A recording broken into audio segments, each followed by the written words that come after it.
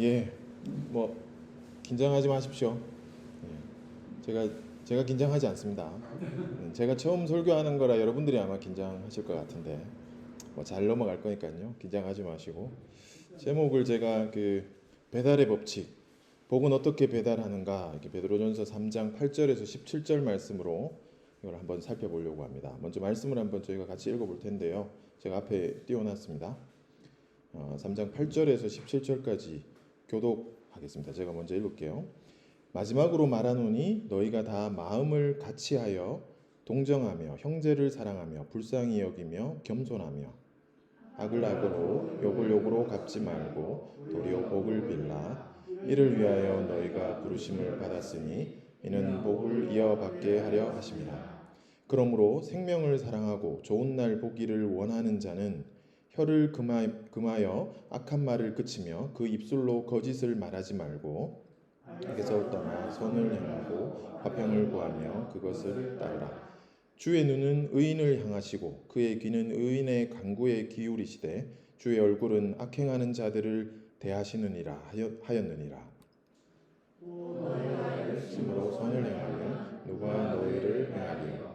그러나 의를 위하여 고난을 받으면 복 있는 자니 그들이 두려워하는 것을 두려워하지 말며 근심하지 말고 너희 마음에 그리스도를 주로 삼아 거룩하게 하고 너희 속에 있는 소망에 관한 이유를 묻는 자에게는 대답할 것을 항상 준비하되 온유와 두려움으로 하고 선한 양심을 가지라. 이는 그리스도 안에 있는 너희의 선행을 욕하는 자들로 그 비방하는 일에 부끄러움을 당하게 하려 함이라. 선을 행함으로 고난받는 것이 하나님의 뜻일진데 악을 행함으로 고난받는 것보다 나으니라. 아멘. 네, 오늘 우리가 이제 가나전을 앞두고 있습니다. 그래서 정확한 시간에 우리가 마쳐야 되는데 사실 이런 가나전을 앞두고 아마 지금 치킨집은 난리가 났을 거예요. 오늘 같은 날 진짜 배달 늦으면 안 됩니다. 네, 정말 잘 튀겼는데 이게 늦게 배달하면 배달의 법칙을 어긴 거죠. 또는 배달을 엉뚱한데 하는 것도 허용이 안 됩니다. 오늘 같은 날은. 그리고 심지어 내가 배달한 게 내용물이 바뀌는 경우 다른 치킨이 오는 것도 용납이 안 됩니다.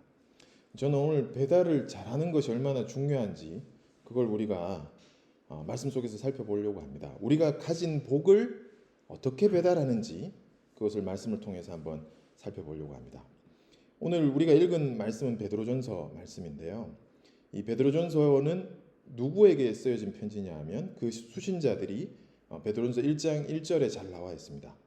예수 그리스도의 사도 베드로는 본도, 갈라디아, 갑바도기아, 아시아와 비두니아에 흩어진 나그네 곧 택하심을 받은 자들에게 편지했다. 이렇게 나와 있거든요. 흩어진 자들. 예. 디아스포라라고 우리가 흔히 말하는 이 흩어진 자들. 사실 이스라엘은 늘 이 디아스포라로 살았잖아요. 이스라엘 민족 자체가 사실 아브라함을 불러내셔서 디아스포라 아브라함을 택하신 거잖아요. 그리고 이스라엘은 늘 애굽으로 또 흩어졌다가 다시 가나안으로 돌아왔다가 또 바벨론으로 또 팔려갔다가 다시 또 돌아왔다가 사실은 이스라엘 역사를 보면 늘 디아스포라의 인생이었습니다. 사실은 우리도 그죠? 우리도 교회 안에서만 사는 것이 아니기 때문에 세상에 흩어진 디아스포라잖아요. 우리가 세상에서 흩어져 있는 그리스도는 결국 우리의 정체성이 이스라엘처럼 디아스포라의 정체성을 우리도 같이 갖고 있습니다. 그래서 이 베드로전서의 독자는 그 세상 속에 흩어져 있는 그리스도인, 그러니까 우리 현대의 독자들에게도 얼마든지 그것을 적용해서 우리가 살펴볼 수 있습니다. 이 흩어져 있는 사람들이 예수님을 믿었거든요. 믿었던 이 사람들의 그 상황을 보면 베드로전서 1장에 보면 6절에 시험이란 단어, 7절에 연단이란 단어, 11절에 고난이란 단어가 나옵니다. 그러니까 시험, 연단, 고난, 물론 그 은혜와 구원, 소망이란 단어도 같이 나옵니다. 이 베드로가 이 흩어진 자들에게 그들이 당하는 고난에 대해서 이미 염두에 두고 이 글을 쓰고 있다라는 거죠. 그러니까 예수님을 믿는데 고난이 있다는 거죠. 우리가 흔히 하나님과의 관계가 좋으면 모든 것이 잘 될 거라는 어떤 생각들을 가질 수 있잖아요. 하나님하고 관계 좋은데 뭐 문제야? 우리 다 잘할 수 있어. 다 잘 될 거야. 이렇게 생각하지만 사실은 현실은 안타깝게도 그렇지 않습니다. 고난이 있습니다. 모든 것이 정말 잘 되면 좋겠지만 우리에게는 고난이 있습니다. 물론 오늘 우리가 읽었던 그 17절에 나오는 악을 행하고 받는 고난과 이 고난은 분명히 좀 달라야 될 거다. 이렇게 생각을 하거든요. 그러니까 자초한 고난과는 이건 분명히 다른 고난들이 우리의 삶 가운데 있다는 거죠. 고난이 있는데 소망이 있습니다. 굉장히 다행이죠. 고난이 소망과 함께 있다는 겁니다. 9절 13절에 고난이 있는데 복이 있고 하나님의 선이 있다라는 표현들이 나옵니다. 그죠? 얼마나 다행입니까? 고난이 있는데 소망이 있다. 이런 상황에서 우리가 받은 복을 어떻게 배달할 수 있을까요? 오늘 저는 말씀 속에서 이 배달의 법칙을 한번 살펴보려고 합니다. 첫째, 이 배달의 법칙 첫 번째는요. 배달부에게는 소망이 있어야 합니다. 복이 있어야죠, 일단. 샬롬이 있어야 됩니다. 배달할 것이 있어야 됩니다. 오늘 본문에서는 부르심이라는 단어도 나왔고요. 샬롬이라는 단어도 나왔고 복이라는 단어도 나왔습니다. 사실 이 단어들은 우리가 이미 창세기 12장 1절에서 3절 그 아브라함을 불러내시는 그 장면에서 우리 너무 잘 알고 있는 단어들이죠. 아브라함을 불러내서 복이 되고 복의 통로가 되게 하셨잖아요. 복이 되고 복의 통로가 되는 그 사명을 아브라함에게 주셨습니다. 배달의 사명을 아브라함이 받은 거죠. 아브라함이 받았다면 우리도 받은 거죠. 우리는 배달의 사명을 받은 거예요. 오늘 본문에도 9절에 복을 위해 우리를 부르셨다라는 표현이 있고요. 복을 이어받게 하려고 우리가 부르심을 받았다라는 표현이 분명히 나오고 있습니다. 우리에게 소망이 있습니까? 복이 있습니까? 배달할 것이 있어야 됩니다. 그래야 배달할 수 있습니다. 자, 두 번째는요. 고난이 있어야 됩니다. 굉장히 아이러니하죠. 복이 있는데 소망이 있는데 또 고난이 있습니다. 배달하기 위해서는 고난이 있어야 됩니다. 아이러니입니다. 구절을 보면 우리를 향한 악이 있고 우리를 향한 세상의 욕이 있다라는 표현이 나옵니다. 악과 욕이 있습니다. 없지 않습니다.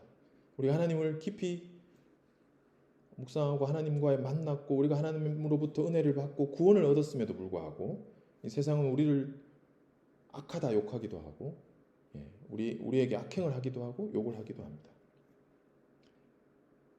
우리가 이럴 때 어떻게 해야 될까요? 악을 악으로 욕을 욕으로 갚지 말라고 말씀을 분명히 얘기하잖아요. 우리가 동일하게 악행을 하고 우리가 욕하면 이 배달은 끝입니다. 거기서. 배달은 끝이에요. 고난이 있어야 된다고 지금 말씀을 드리는데 그럼 이 고난이라는 게 어떤 고난이 우리에게 있는지 베드로전서 3장 7절에는 선을 행함으로 고난받는 것이 하나님의 뜻일진데 악을 행함으로 고난받는 것보다 낫다 이렇게 표현을 합니다. 그러니까 선을 행하면서 생길 수 있는 고난이 우리에게 있기를 바라는 거죠. 적어도 우리가 악을 행하면서 받는 고난 이거 자초한 고난이 아니었으면 하는데 사실 저는 살아보면서 제가 잘못해서 받는 고난이 더 많다라는 게 굉장히 안타까운 마음이 듭니다. 사실 우리가 선행을 행하고 복음을 전하면서 받는 고난이 있는지 한번 점검해 봐야 되겠지만 분명히 고난은 우리에게 피할 수 없는 겁니다. 어떤 고난들이 있을까요? 저는 하나님과의 관계가 좋으면 우리가 다 좋았으면 하는 마음들이 있습니다.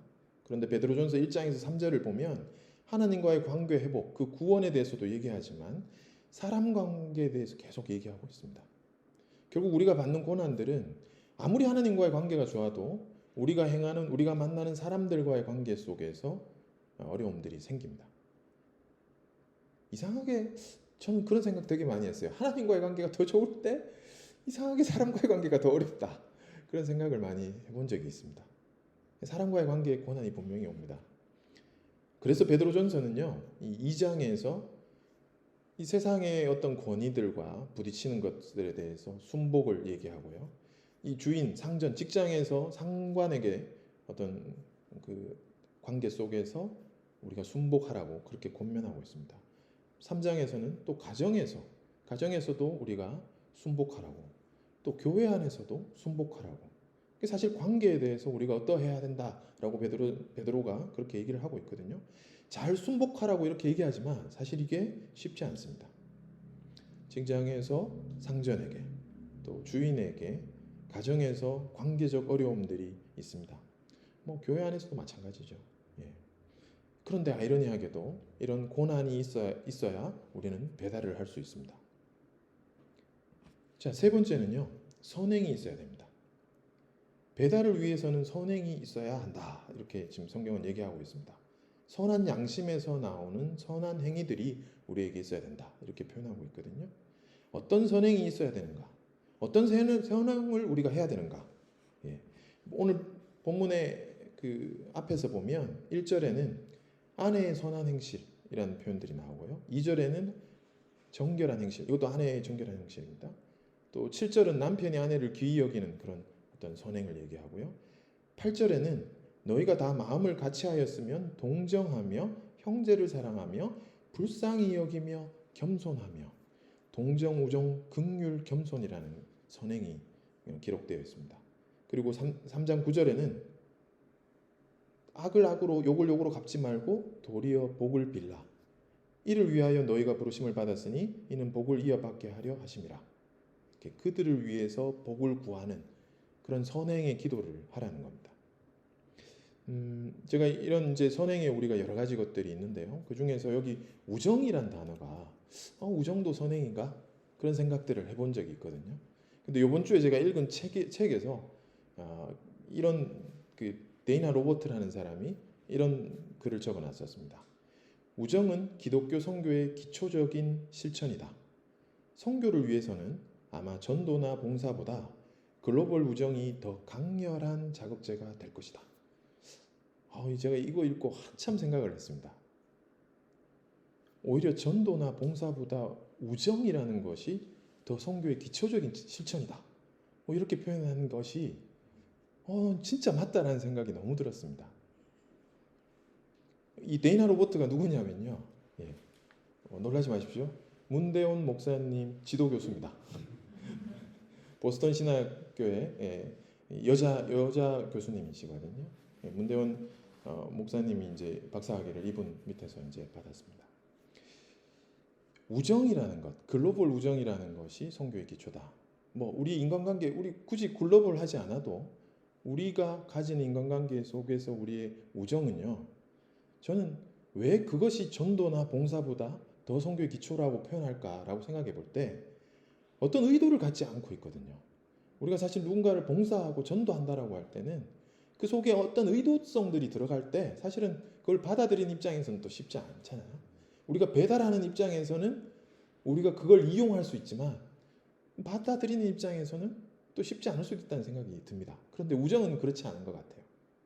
정말 우정은요. 상호적이고 서로가 나누는 거기 때문에 정말 그 어떤 의도를 갖지 않고 그 사람과의 나와의 관계를 만들어가는 거잖아요. 이런 면에서 선교는 정말 우정을 추구해야 된다. 그런 생각들을 하게 됐습니다. 이 말씀을 준비하면서 우리 GMP가 어떤 우정의 관계를 맺으면 좋을까 그런 생각들을 좀 해보게 됐습니다. 물론 이런 것들은 우리가 조금 더 나누어보고 장기적으로 우리가 한번 고민해봐야 되는 문제죠. 자, 네 번째는요. 이 배달을 잘하기 위해서 질문이 있어야 됩니다. 이럴 때 질문이 있어야 됩니다. 질문이 있게 된다는 뜻입니다. 그러니까 사람들이 묻게 된다는 거죠. 사람들이 우리에게 묻습니다. 오늘 말씀 중에 15절이 핵심 구절이거든요. 너희 마음에 그리스도를 주로 삼아 거룩하게 하고 너희 속에 있는 소망에 관한 이유를 묻는 자에게는 대답할 것을 항상 준비하되 온유와 두려움으로 하고. 우리 가운데 소망에 관한 이유를 묻는 자들이 분명히 있다는 거거든요. 그죠? 질문이 있어야 됩니다. 소망과 고난이 있을 때 질문이 있습니다. 제가 이런 생각을 해봤어요. 내가 만약에 성공을 했어요. 내가 성공을 했으면 사람들이 나한테 당신 어떻게 성공했어요? 이렇게 질문할 수 있다는 생각도 들지만 사실은 제가 성공을 하니까요. 대단한 성공을 한 건 아니지만 사실은 질투와 시기가 더 많다는 걸 제가 많이 느낍니다. 근데 사실 내가 어떨 때 질문을 받았냐라고 생각해 보면요. 내가 여전히 고난 가운데 있는데 내가 소망을 갖고 있는 거예요. 그러니까 저 사람 분명히 힘들어야 되는데 저 사람 분명히 어려운 상황인데 저 사람한테 소망이 있는 것 같아. 왜 웃고 다니지? 왜 기뻐하지? 왜 행복하지? 그럴 때 그 사람한테 저는 질문이 생긴다고 생각합니다. 그죠? 사실 성공만 있을 때는 오히려 저는 질투가 훨씬 더 많다라는 걸 보게 되거든요. 사람들은 우리 가운데 있는 이 소망의 이유에 관해서 묻게 됩니다. 질문은 분명히 있습니다. 저는요, 우리가 이런 생각 되게 많이 했어요. 물을 때 대답해야 제가 꼰대가 아니라는 생각을 되게 많이 하고 삽니다, 요즘. 묻지 않았는데 얘기하잖아요. 예. 정말 꼰대입니다, 요즘. 말이 많아지더라고요. 저 자꾸 나이가 들면서 말이 많아지잖아요. 근데 가만히 생각해 보면 내한테 그걸 묻지도 않았는데 내가 얘기하고 있어요. 예. 근데 사실은 물을 때 대답하는 것과 묻지 않을 때 대답하는 거에 그 내용이 사실 큰 차이가 없었어요. 제가 물을 때 대답하는 것이랑 묻지 않았는데 내 혼자 떠드는 것이랑 제가 말하는 건 거의 내용상 변화가 없었거든요. 근데 그게 배달 사고였던 거죠. 예. 주문 안 했는데 배달한 거예요. 예. 이 잠언 18장 13절은요. 듣기 전에 대답하는 사람이 정말 미련해서 욕을 먹는다고 되어 있습니다. 그죠? 묻지 않는데 말하는 것은요. 다 꼰대라고 욕합니다. 우리는 물을 때 대답할 수 있습니다. 그렇습니다. 그죠? 소망이 있고요. 고난이 있습니다. 그리고 선행이 있으면요. 질문이 있게 됩니다. 저는 성공이 있어야 묻는 것이라고 생각했는데 그것이 아니라는 거죠. 고난과 소망이 함께 있기 때문에 오히려 묻게 됩니다. 굉장히 신기한 일입니다. 고난이 있는데 우리는 웃어요. 예, 고난이 있는데 우리는 기뻐요. 고난이 있는데 즐거워하고요. 고난이 있는데 평안해요. 샬롬이 있어요. 이걸 세상이 감당 못할 사람이라고 표현하죠. 예, 전문 용어로 이걸 또라이라고 합니다. 예, 그러니까 사람들이 우리를 보면요. 또라이 같아요. 웃긴 거죠. 전혀 뭐 잘 사는 것 같지도 않는데 여전히 어려움 가운데 있는데 저 사람의 평안의 이유가 뭔지, 소망의 이유가 뭔지 그것이 이제 궁금해집니다. 소망과 고난 그리고 선행이 있어야 질문이 있습니다.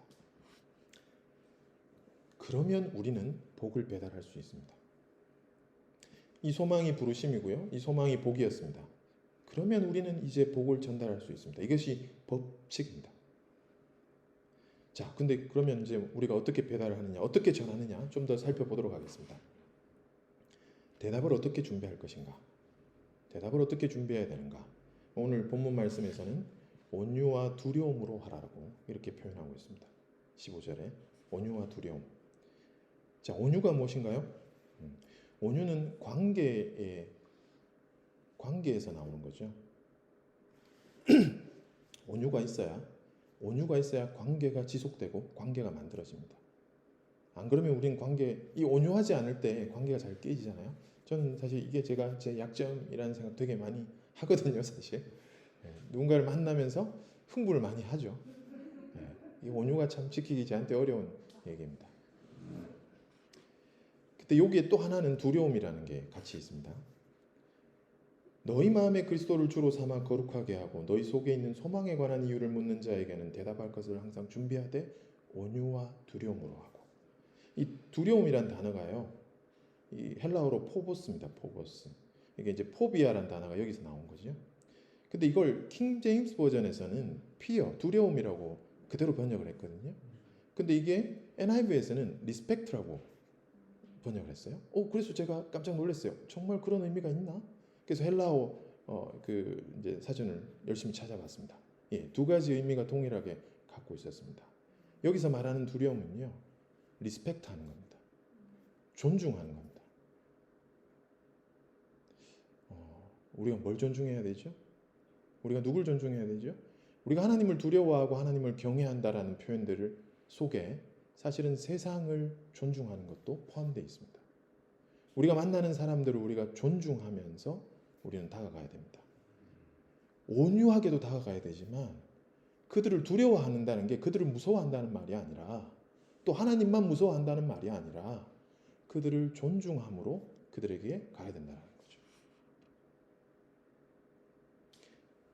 온유와 존중의 대답을 통해서 우리는 복을 전달할 수 있습니다. 예, 성경은 물을 때 가르치라고 반복해서 말하고 있습니다. 예, 우리 자녀 양육에서도요. 쉐마 교육, 이 신명기 6장 말씀이 쉐마이잖아요. 물을 때 가르치라는 말씀이 성경은 신명기, 출애굽기, 신명기, 여호수아 뭐 계속해서 반복적으로 나오고 있습니다. 우리가 물을 때 온유한 마음으로, 존중하는 마음으로 그들에게 답을 줄 수 있는 거죠. 그들에게 배달할 수 있는 거죠. 하나님을 경외하고 세상을 존중해야 우리는 배달할 수 있는 준비가 된 겁니다. 자, 그렇다면 우리가 어떤 내용을 전달할 것인가? 어떤 복을 전달할 것인가? 마지막으로 살펴볼 건데요. 사실은 사람들이 어떤 복을 원하는지 다시 우리가 또 질문을 던져봐야 되죠. 그들에게 무엇이 복음인가? 근데요, 사실은 그들도 똑같은 관계적 어려움이 있다는 것, 관계적 두려움이 있다는 걸 제가 근심이 거기서 나온다는 걸 제가 또한 이 성경 속에서 보게 됐습니다. 직장생활, 또 상관과 관계, 권위 문제, 그리고 부부 관계 문제. 이 관계의 어려움들이 우리뿐만 아니라 사실은 그들도 동일하게 느끼고 있는 거죠. 근데 우리는요, 하나님과의 관계 속에서 이미 답을 얻은 사람이잖아요. 구원을 받은 사람이잖아요. 그래서 그들의 사람과의 관계, 그 문제 속에서 우리는 하나님과의 관계를 전할 수 있습니다. 그렇죠? 우리가 진짜 전해야 되는 것은 그 사람과의 관계의 문제에 대한 답도 줘야 되지만 그 얘기를 통해서 우리는 하나님과의 관계를 얘기할 수 있어야 된다는 거죠. 참 어떻게 보면 어려울 수도 있는데요. 어떻게 보면 아주 쉬운 문제입니다. 제 개인적인 얘기를 간증을 좀 하자면요. 사람들이 저한테 그럼 뭘 물어봤느냐, 어떤 소망에 관한 이유를 물어봤느냐 이렇게 이제 질문해 볼 수 있잖아요. 저는 이때까지 제 삶을 보면서 사실 전도하기 쉽지 않잖아요. 그런데 사람들이 저한테 물어보는 것들이 있거든요. 대부분 이런 거였어요. 선생님 왜 술을 안 마셔요? 왜 술을 안 먹죠? 이런 걸 주로 저한테 많이 물어봤어요. 술을 제가 엄청 먹게 생겼잖아요. 근데 술을 안 먹는다는 거죠. 이게 아이러니인 거죠. 그들한테는. 그리고 왜 또 어떤 질문을 많이 했냐면 왜 선생님은 집에 일찍 가요? 왜 땡하면 집에 가요? 그러니까요. 사람들이 그걸 되게 궁금해해요. 땡하면 집에 가서 식구들하고 밥 먹고 애들하고 밥 먹고 놀고 하는 것들이 그게 궁금증을 유발하고 있다는 걸 제가 많은 질문들을 받았었어요. 그리고 또 어떤 질문을 받았냐면요. 왜 선생님은 자녀를 학원을 안 보내세요? 그러니까요. 왜 안 보낼까요? 이제 제가 그런 얘기들을 시작할 수 있죠. 부부 관계에 대해서 묻는 질문은 저는 정말 많이 받았습니다. 제가 직업적으로 받은 질문들은 그런 부분에서 어떻게 해야 정직할 수 있냐라는 것들을 많이 또 질문받았습니다. 또 돈 사용을 왜 그렇게 하느냐, 돈을 왜 그렇게 쓰느냐라는 질문들도 제가 받은 질문들 중에 하나입니다. 제가 무엇을 어떻게 대답했을까요? 제가 배운 내용들을 그들에게 알려줬습니다. 성경 속에서 권위의 문제에 대해서 어떻게 말하고 있는지, 부부관계에 대해서 어떻게 말하고 있는지, 자녀 양육에 대해서 어떻게 말하고 있는지를 알려주면서 그 성경의 지혜를 얘기하면서 결국 하나님과의 관계를 얘기하게 되는 거죠. 내가 그렇게 하는 이유는, 그렇게 소망이 있고 그렇게 살아간 이유는 결국 우리 가운데 거하신 하나님이 나와 이렇게 관계 맺으시고 나를 구원하셨다라는 것들을 우리는 증거할 수 있게 됩니다. 쉽지 않죠. 잘 살아야 되겠다는 생각도 되게 많이 들고요. 정말 내 삶이 그들에게 질문을 유발하고 있는가? 그런 생각도 해보게 됩니다. 베드로전서 3장 1절에 보면, 오늘 읽지 않았지만 앞에 보면 아내들아 이렇게 나옵니다. 이와 같이 자기 남편에게 순종하라. 이는 혹 말씀을 순종하지 않는 자라도 말로 말미암지 않고 그 안에 행실로 말미암아 구원을 받게 하려 함이니. 그죠? 혹시 이 행실, 믿지 않는 자라도, 믿지 않는 배우자도 이 믿는 사람의 행실을 통해서 혹시 구원될까? 그런 생각들을 가지고 남편에게 순종하고 선한 행위를 하라는 게 베드로가 계속해서 하는 말입니다. 이 앞에 2장, 1장 전부 다 순복하라는 얘기들을 계속하고 있죠. 말씀 정리해 볼까요? 우리에게 소망이 있습니다. 예, 여러분들 소망이 있으시죠? 부르심이 있으시죠? 여러분들 안에 하나님의 주신 복이 있죠? 근데 여전히 우리 가운데 또 고난이 있습니다. 예, 뭐 여러 가지 관계적 어려움들 있습니다. 그럼에도 불구하고 우리는 착한 일, 선한 일을 할 수 있습니다. 이것이 우정의 일이 되면 좋겠다. 그런 생각들을 했습니다. 그렇게 했을 때 우리는 질문을 받게 됩니다. 질문을 유발하게 됩니다. 사람들은 우리에게 소망에 관한 이유를 분명히 물을 것이라는 거죠. 그럴 때 우리는 대답할 수 있죠. 배달할 수 있습니다. 예. 우리가 어떻게 배달해야 될까요? 온유함으로, 존중함으로. 그렇게 우리는 배달할 수 있습니다. 이렇게 될 때 믿지 않는 남편도 구원하시는 그 복음이 믿지 않는 세상도 구원하실 거라는 믿음들이 우리 가운데 있습니다. 배달의 법칙, 복은 어떻게 배달하는가? 이 고난의 상황 가운데서도 온유와 존중으로 이 소망과 복을 전달하는 여러분들과 제가 됐으면 좋겠습니다. 여기까지 하고 제가 기도하고 마치겠습니다.